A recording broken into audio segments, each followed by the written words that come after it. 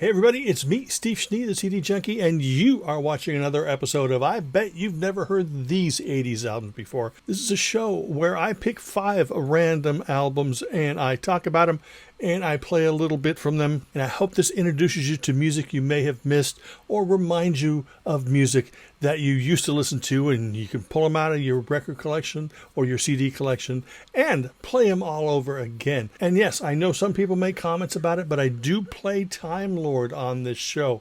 My 80s is actually roughly 1978 to about 87. Sometimes I go to 88, but let me stress that albums from 78 and 79 do make appearances on these episodes. In fact, you're going to find an album from 1979 coming up in just a matter of moments. I bet you've never heard this 80s album before. Let's start with 1982, the year I graduated from high school, and we're going to head over to Richmond, Virginia, and meet a band called Single Bullet Theory.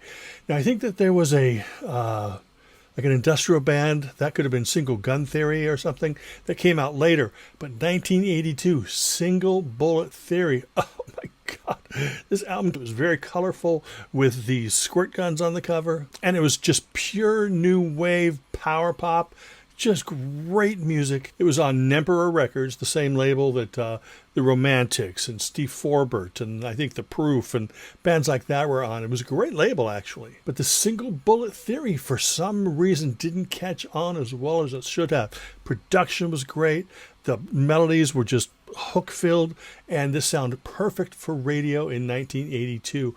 Unfortunately, it didn't happen for this band, but they had great songs like Keep It Tight, Hold On To Your Heart. So much great melodic goodness. Maybe it's not quite power pop, but you can definitely slot them next to bands like The Cars and Clocks, if you guys remember them. Just melodies dripping out of the speakers every time you played this. So let's give a listen to Single Bullet Theory and their debut album, Single Bullet Theory, released in 1982.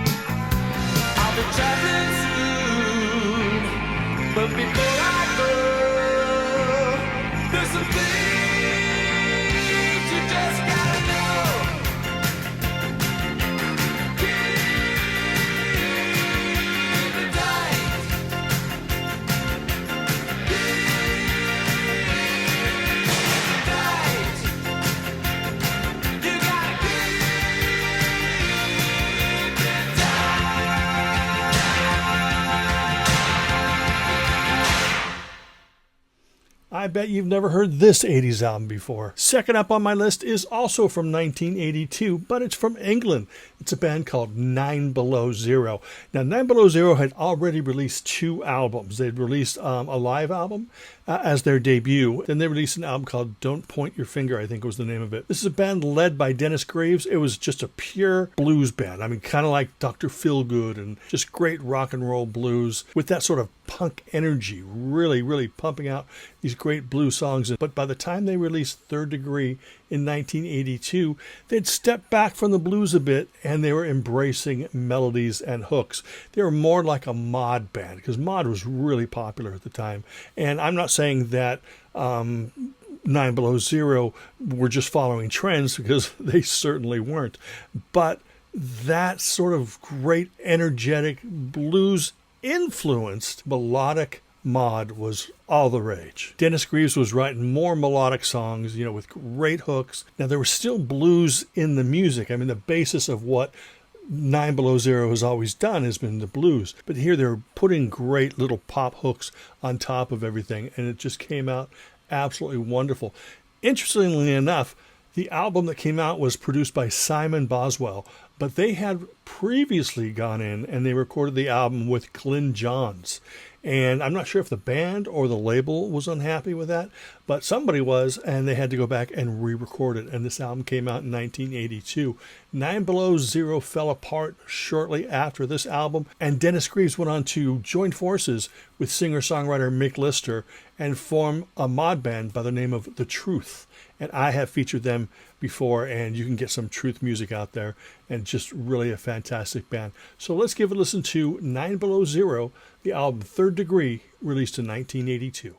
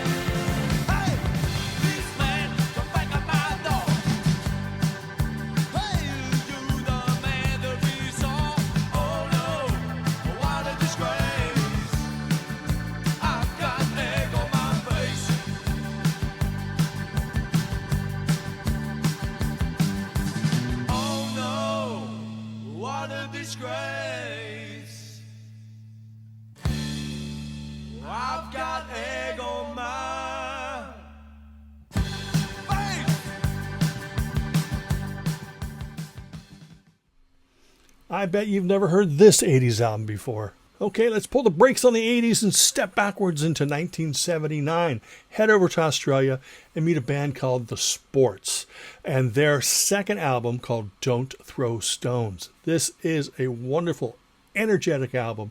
Now, the album, of course, first came out in Australia, which is where this band is from, fronted by Stephen Cummings, by the way. What a great vocalist. But by the time the album came out in America, they had changed the cover and sort of mixed some of the tracks around. They took some songs off, added some songs. And I believe the version that was released here in America on Arista was also the same as the international version released in Europe. Now, this was energetic pop, heavily influenced by 50s, 60s pop, but with an Australian vibe to it. Interestingly enough, a lot of people used to sort of lump Stephen Cummings and Sports in with the angry young man crowd, such as Graham Parker, Joe Jackson, Elvis Costello. I guess you can kind of hear it. It's that frantic, energetic, nearly out of control vocalist, but lots of great, great songs. They had a semi-hit here in the U.S. with Who Listens to the Radio, but the whole album is jam-packed with a bunch of great tracks. So let's check out The Sports. Don't Throw Stones from 1979. I don't wanna have no more of those conversations. I don't wanna see no more ugly looks. I want the details, not the worried faces. Baby, I think you got a suspicious mind. Baby, I think you got a suspicious mind. Tap, tap,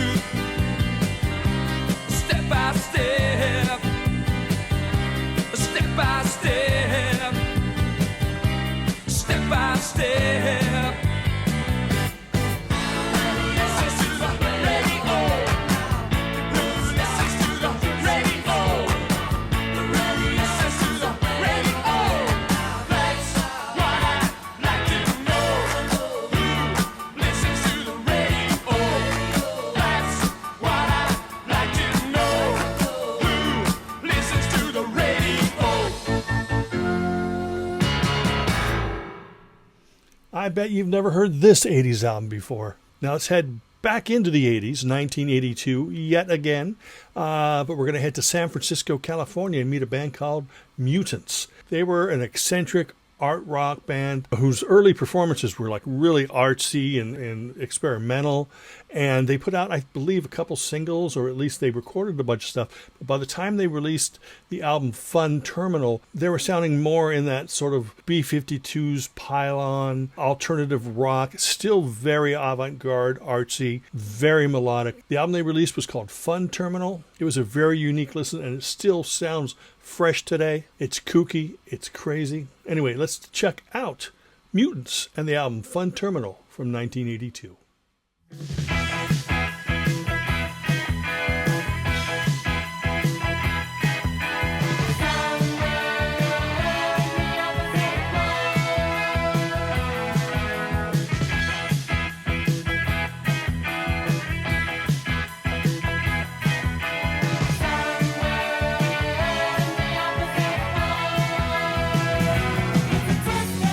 And she wrote it on the map. That's the way love is, my dear. Sex and love. Sex and love is. There it is in front of me. What it is, I cannot see.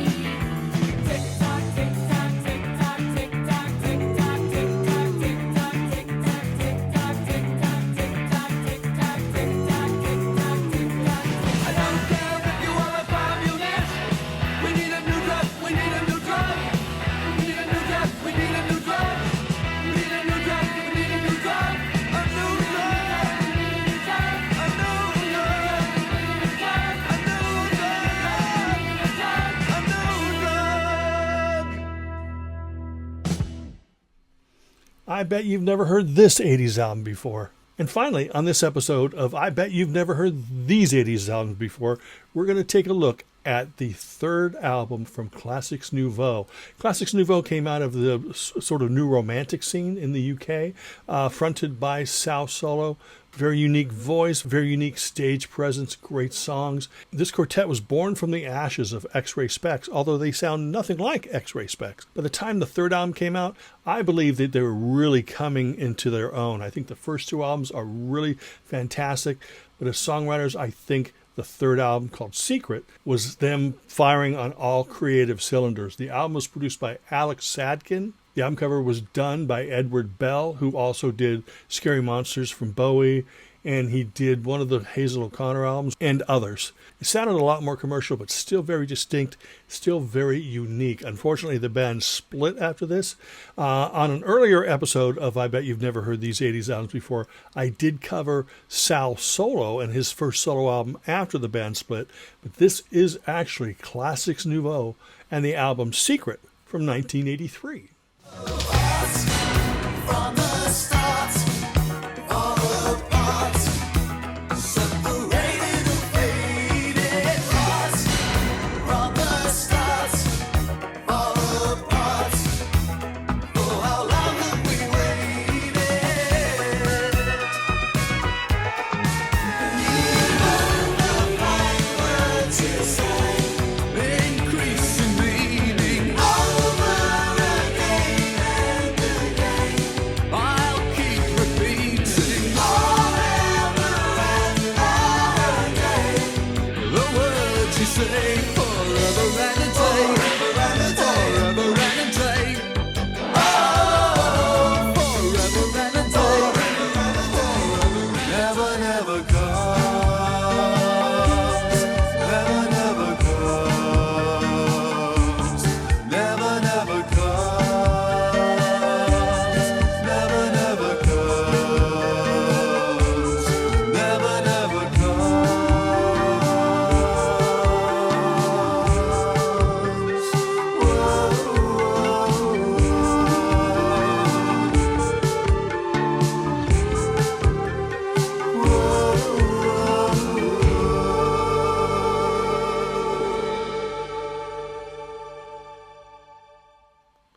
And that's it for this episode of I Bet You've Never Heard These 80s Albums Before. I hope you discovered something interesting. I hope you rediscovered something that you had forgotten about, and you go pull it out of your collection and turn it up and play it. That's really what it's all about, sharing music, sharing passion. It's magic. Yeah, it's magic. Thank you so much for taking the time to watch this video and any of the others you watch on my channel. I really appreciate it. Remember to like, comment, share, subscribe, ring that bell for future notifications. And until the next time, remember me. I'm Steve Schnee, the CD Junkie.